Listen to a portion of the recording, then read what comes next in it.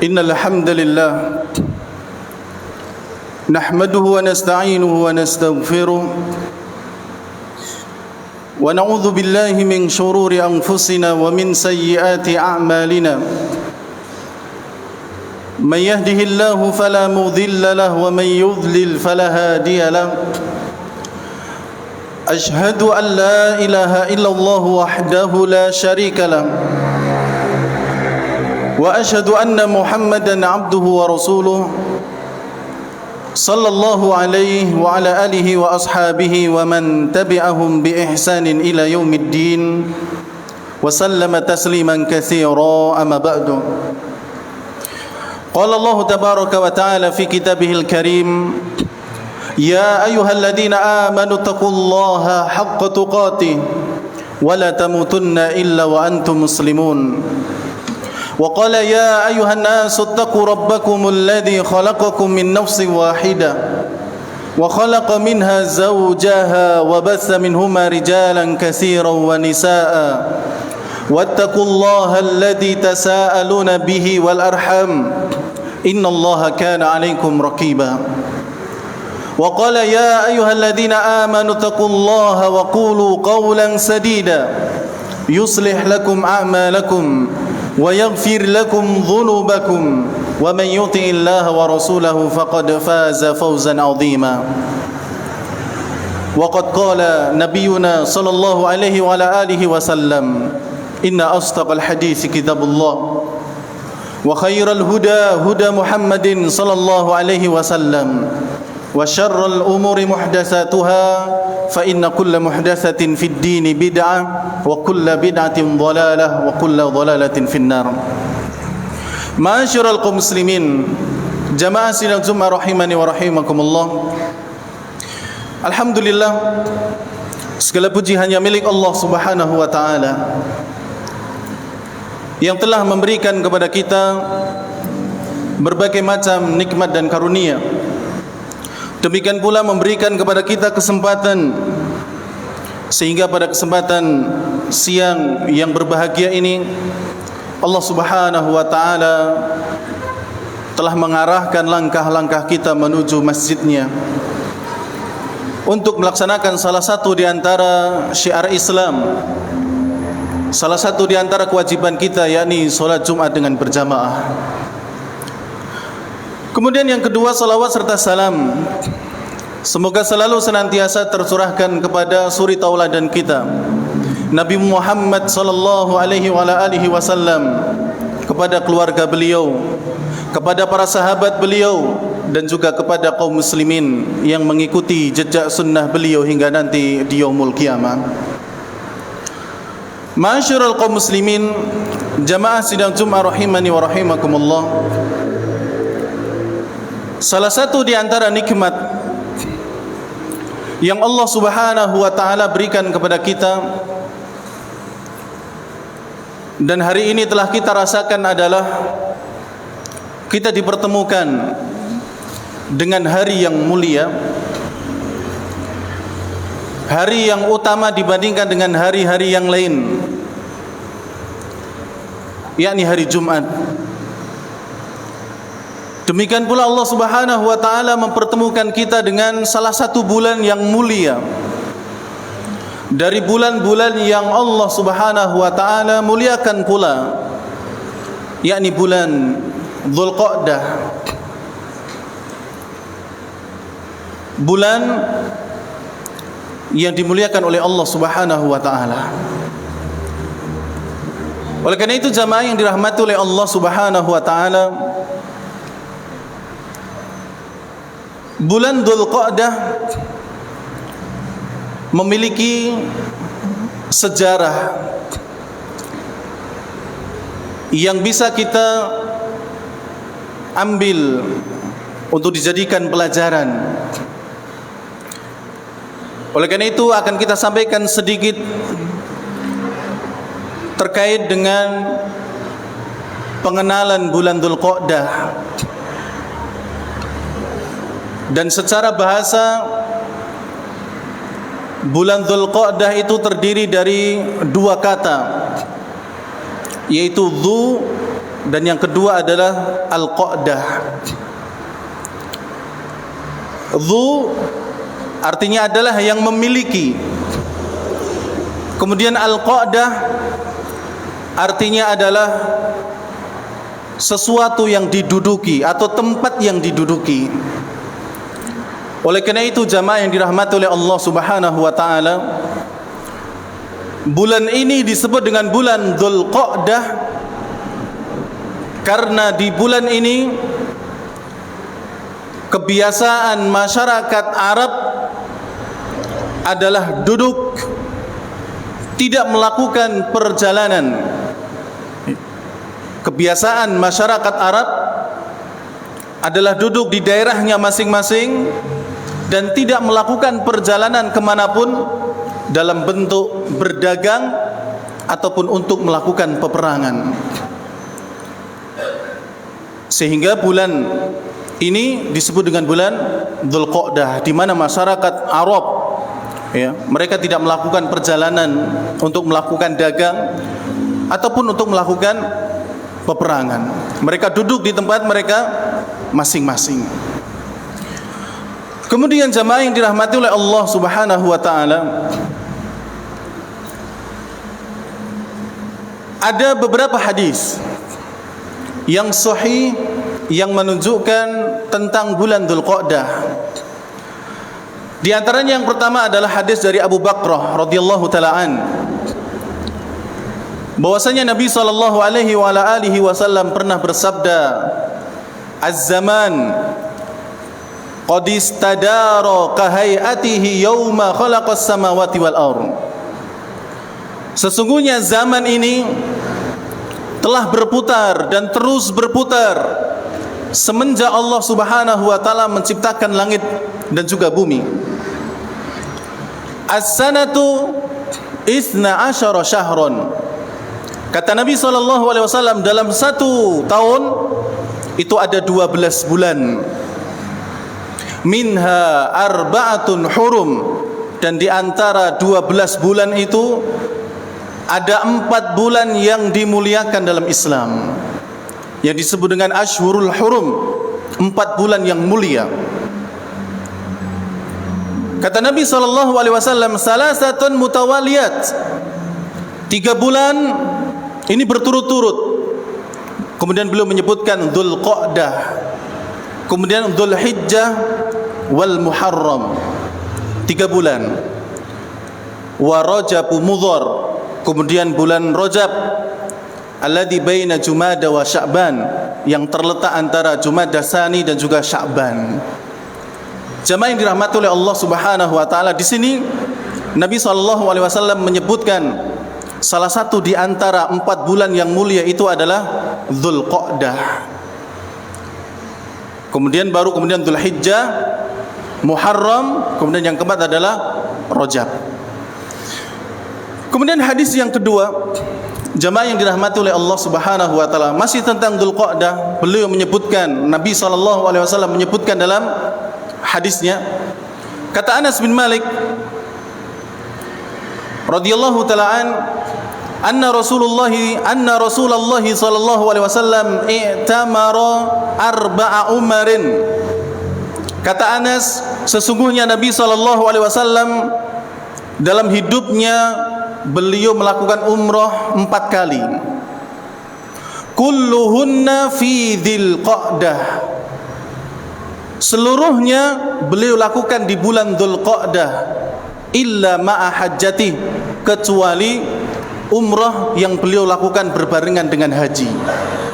Disebutkan oleh Al-Imam Ibnu Qayyim rahimahullah, 4 bulan ataupun 4 umrah yang dilakukan oleh Nabi SAW tersebut adalah, yang pertama, umrah ketika terjadi perdamaian Hudaybiyah.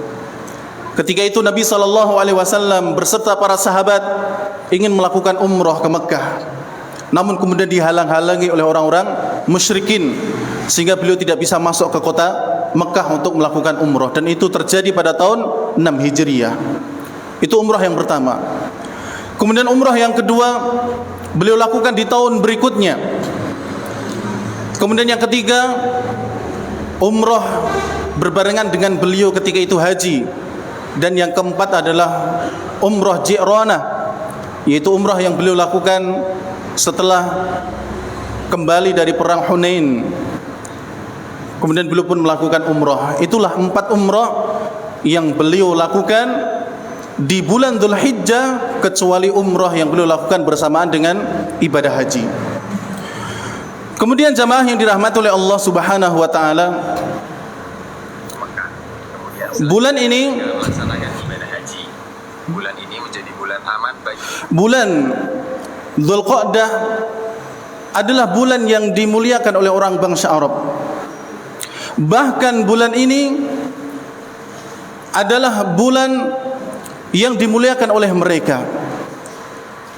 Apalagi terlebih ketika kaum muslimin telah masuk Islam, maka kemudian bulan itu pun menjadi bulan yang lebih dimuliakan oleh kaum muslimin. Oleh karena itu jamaah yang dirahmati oleh Allah Subhanahu wa taala,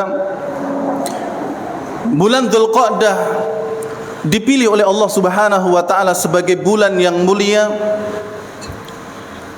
dipilih oleh Allah Subhanahu wa taala sebagai bulan yang dimuliakan juga oleh kaum muslimin. Bahkan orang-orang jahiliyah pun dahulu mereka juga memuliakan bulan ini, sehingga ketika datang bulan Dzulqa'dah tidak ada peperangan di antara mereka. Ketika datang bulan Dzulqa'dah tidak ada peperangan, tidak ada juga mereka safar untuk melakukan perdagangan.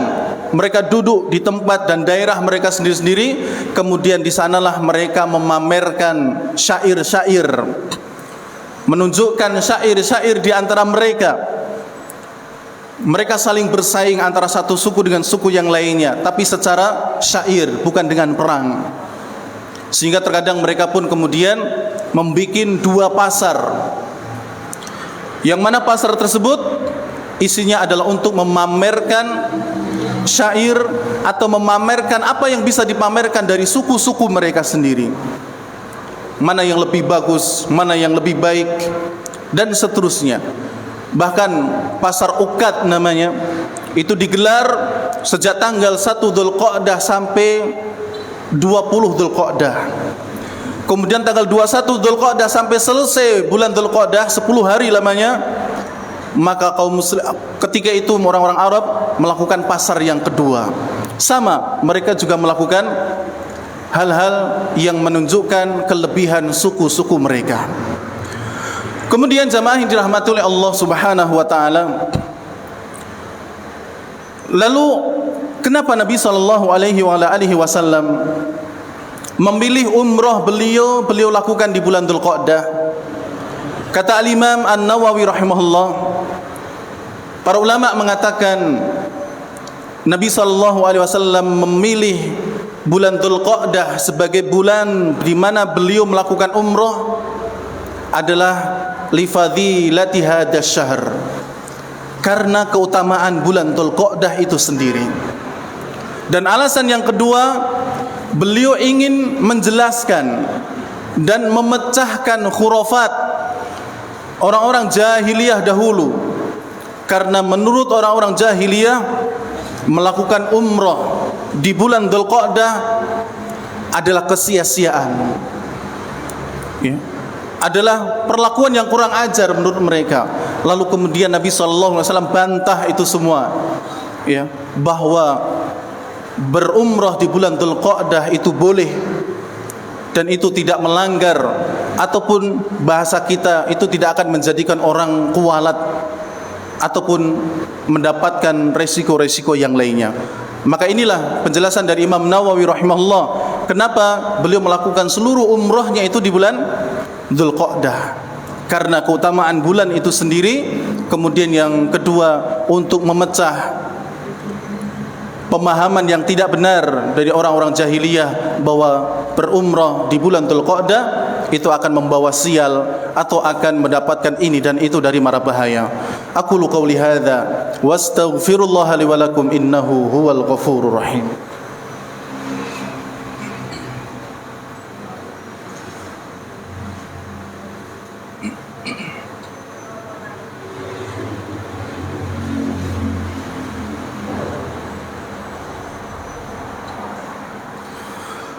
Alhamdulillah, wassalatu wassalamu ala rasulillah wa ala alihi wa mawalah, amma ba'du.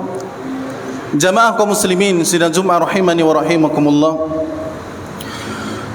Kemudian di dalam Al-Quran, Allah Subhanahu wa ta'ala mengingatkan kita tentang 4 bulan yang mulia ini.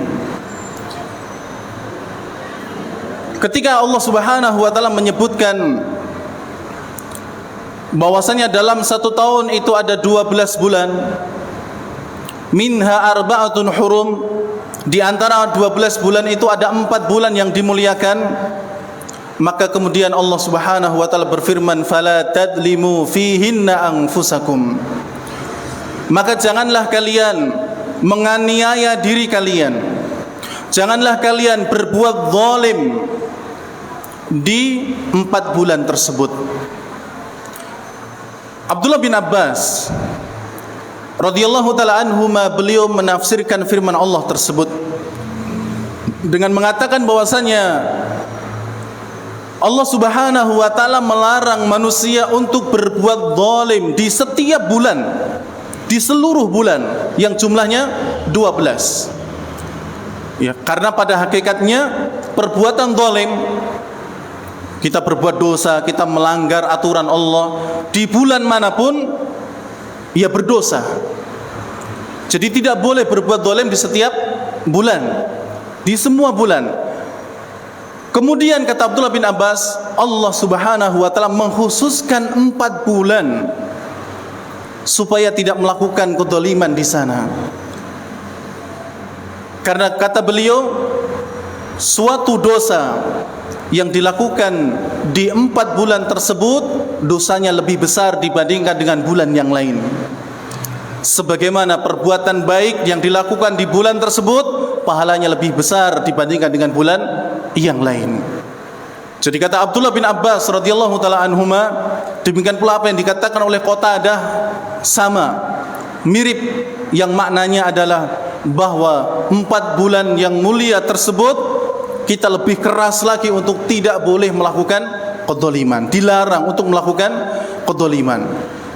Kedzaliman, melakukan dosa apapun bentuknya di semua bulan tidak boleh, terlebih di 4 bulan tersebut, Dzulqa'dah, Dzulhijjah, Muharram, demikian pula Rajab. Kenapa? Karena kata Abdullah bin Abbas, dosa yang dilakukan di bulan tersebut maka dosanya lebih besar dibandingkan dilakukan dengan bulan yang lain. Demikian pula amal ibadah yang dilakukan di bulan tersebut maka pahalanya lebih besar dibandingkan dengan bulan yang lainnya. Oleh karena itu, kenapa kita sebutkan bertemu dengan bulan Dzulqa'dah adalah suatu nikmat?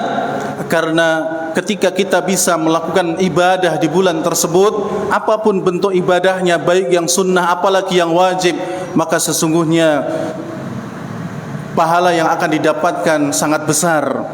Karena itu adalah bulan yang mulia. Sekaligus sebagai peringatan bahwa di bulan tersebut hendaknya kita berhati-hati supaya tidak terjerumus kepada kesalahan dan pelanggaran syariat, karena dosanya sangat besar, lebih besar dibandingkan dengan bulan-bulan yang lainnya. Semoga Allah Subhanahu wa taala memberikan keistiqomahan kepada kita untuk bisa terus beribadah kepada Allah hatta ya'tiyanal yakin, sampai datang kepada kita kematian.